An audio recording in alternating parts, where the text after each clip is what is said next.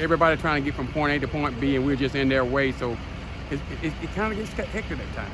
All they know is they're late for work, or they might be on their phone. So sometimes you may have a car come in and out of the traffic zone. We're in the road so that you can stay on the road and you can stay safe in the road, because we know we're blocking your point A to point B, but it's a good reason, because we're trying to protect your life.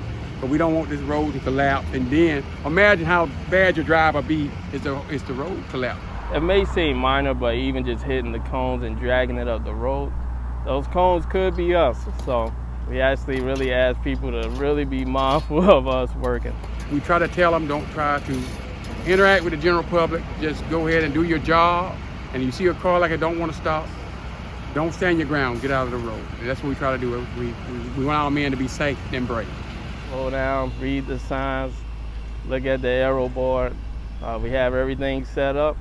We try to keep the traffic safe, and we even call it in. So it should be on your map. Should show a red line on your map showing that this lane is closed. So we just ask everybody to pay attention to that.